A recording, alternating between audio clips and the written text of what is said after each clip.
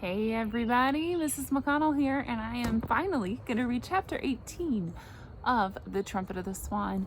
I'm sorry if you've been waiting for another chapter. Last week got a little crazy, but I'm so excited to read chapter 18. As you can see, I'm in my backyard. I am looking out at my bird feeders and all my planters, and Rocket is running around a little bit, so if you hear bird sounds or any other sounds, don't worry about it. This is where I read a lot, actually, so it's kind of nice. In chapter 18, we're going to have some vocabulary words. We're going to have the word telegram, civilization, captive, security, and persuade. So feel free to pause the video if you need to write those down. I hope that you're keeping these in a notebook and writing down their meanings and some pictures to go with those. Going to make you so smart. Chapter 18 is called Freedom. Freedom. And look, guys, this is how much we've read, and this is how much we have left. We're getting really close. All right, chapter 18, Freedom. The news of Serena's arrival on Bird Lake had finally reached the head man in charge of birds. He went out to look at her and was delighted. Then he gave an order to one of his keepers. See to it that she is pinioned this morning, right away, before she flies off and leaves us. That swan is a valuable bird.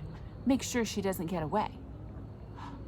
You guys, I remember a few chapters ago you had to write what pinioned means, and they want to do that to Serena. Louis was just waking up from his nap when he saw two keepers approaching Serena, who was standing on the shore near the ornamental fence. One keeper carried a large net with a long handle. The other carried surgical instruments. They were sneaking up on Serena from behind, very slowly and quietly. Louis knew right away what they were up to. He grew hot with rage. If those men succeeded in catching Serena and cutting a wingtip, all his plans would go wrong. She could never fly away to a lonely lake with him. She would have to remain in Philadelphia the rest of her life. This is my moment, thought Louis. Nobody is going to clip my love's wing while I'm around. He hustled over to the island and stripped for action. Oh, I see what it means. Hold on.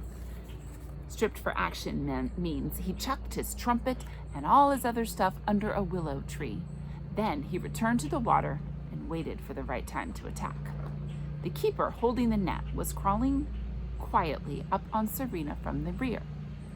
She did not notice him. She was just standing there, dreaming of Louis. Slowly, the keeper raised his net. As he did so, Louis went into action, lowering his long, powerful beak until it pointed straight out in front of him like a lance. He streaked across the water, straight at the keeper, his wings beating in the air, his feet beating the water. In a flash, he reached the scene and drove his strong bill straight into the seat of the man's pants. It was a well-aimed jab. The keeper doubled up in pain and dropped the net. The other keeper tried to grab Serena by her throat, but Louis beat him over the head with his wings, striking two terrific blows and knocking the poor fellow off his feet. Surgical instruments bounced in the air. The net fell in the water. One keeper groaned and held his hand on his behind, where he had been stabbed. The other keeper lay on the ground, almost knocked out. Serena slipped quickly into the water and glided gracefully away. Louis followed. He motioned for her to stay on the lake. Then he raced back to the island with his trumpet, grabbed his trumpet, his slate, his chalk pencil, his medal, and his money bag, and flew over the balustrade and walked boldly into the birdhouse. He was still mad. He went straight to the office of the head man in charge of birds and rapped on the door. "Come in," said a voice. Louis entered. The head man was seated at his desk. "Hello, Louis," he said. "Coho," Louis said through his trumpet. "What's on your mind?" asked the man. Louis placed his trumpet on the floor and took his slate and chalk pencil from his neck. "I'm in love," he wrote. The head man leaned back in his chair and put his hands behind his head. He had a faraway look. He gazed out of the window for a moment in silence. "Well," he said, "it's natural that you're in love. You're young, you're talented. In a couple of months, spring will be here. All birds fall in love in springtime. I suppose you're in love with one of my young swans." "Serena," wrote Louis. "She arrived the day before yesterday. I used to know her back in Montana, and she loves me too." "That doesn't surprise me," said the head man. "You're a very unusual young cob. Any young female would fall for you. You're a great trumpeter. One of the best." Hold on.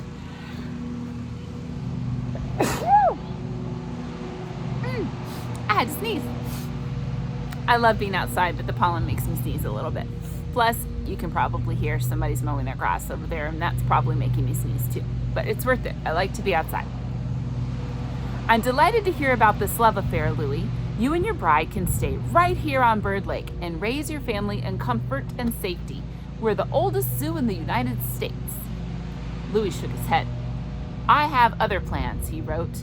Then he set his slate down and raised his trumpet.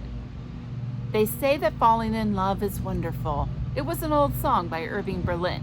The room was filled with the sound of love. The head man had a dreamy look in his eye. Louis set his horn down and took up his slate again. "I am taking Serena away with me in a day or two," he wrote. "Oh, no, you're not," said the head man firmly. "Serena belongs to the zoo now. She's the property of the people of Philadelphia. She came here because of an act of God." "It wasn't an act of God," wrote Louis. "It was a high wind." "Well, anyway," said the head man, "she's my swan." "No, she's mine," wrote Louis. "She's mine by reason of the power of love, the greatest force on earth." The head man became thoughtful. "You can't take Serena from the zoo. She'll never fly again. My keepers clipped one of her wings a few minutes ago." "They tried to," wrote Louis, "but I beat them up." The head man looked surprised. "Was it a good fight?" "It was a fair fight," replied Louis. "They were sneaking up on her from behind, so I sneaked up on them from behind. They hardly knew what hit them." The head man chuckled. "I wish I'd seen that," he said. "But look here, Louis, you've got to realize the position I'm in. I have a duty to the people of Philadelphia. Within the last couple of months, I've acquired 2 rare birds by accident. You and Serena, the two trumpeter swans. One arrived here blown by a gale, the other to keep a nightclub engagement. The whole business is most unusual for a zoo. I have my responsibility to the public. It is my duty as head man in charge of birds to see that Serena stays. You yourself, of course, are free to leave when you want to because Mr. Lucas insisted that you remain free when we arranged for your Sunday concerts. But in Serena's case, well, Louis, she's got to have her left wingtip pinioned. The zoo can't afford to lose a young, beautiful, valuable trumpeter swan just because you happen to be in love. Besides, I think you're making a great mistake. If you and Serena stay here, you'll be safe. You'll have no enemies. You'll have no worries about your children. No foxes or otters or coyotes will ever attack you. You'll never go hungry. You'll never get shot, and you'll never die of lead poisoning from eating the shotgun pellets that are on the bottom of all natural lakes and ponds. Your cygnets will be hatched each spring and will live a long life in perfect ease and comfort. What more could you ask for?" "Freedom," Louis replied on his slate. "Safety is all well and good, but I prefer freedom." With that, he picked up his trumpet and played, "Button up your overcoat when the wind blows free." The headman smiled. He knew just what Louis meant. For a while, the two remained silent. Louis put his trumpet aside. Then he wrote, "I ask 2 favors. First, put off the operation on Serena until after Christmas. I'll guarantee you she won't try to escape. Second, let me send a telegram." "Okay, Louis," replied the head man, and he handed Louis a sheet of paper and a pencil. Louis wrote out a telegram to Sam Beaver. It said, "Am in the Philadelphia Zoo. This is an emergency. Come at once. I will pay your plane fare. I'm now wealthy. Signed, Louis." He handed the telegram to the head man along with $4 from his money bag. The head man was astounded. In all his days at the zoo, this was the first time one of his birds had asked him to send a telegram. Of course, he didn't know who Sam Beaver was, but he sent the wire and ordered his keepers to let Serena alone for a few days, which they were glad to do. Louis thanked him and left. He returned to Serena, and they spent the day happily together, bathing, swimming, eating, drinking, and showing each other in 1,000 small ways how much they loved each other. Sam arrived at the zoo on the day after Christmas. He was equipped as though he were going into the woods. Under one arm, he was a sleeping bag neatly rolled. On his back was a rucksack containing his toothbrush, his comb, a clean shirt, a hand axe, a pocket compass, his notebook, a pencil, and some food. In his belt was a hunting knife. Sam was 14 years old now and big for his age. He'd never seen a large zoo. He and Louie were overjoyed to see each other again. Louie introduced Sam to Serena. Then he opened his money bag and showed Sam his earnings.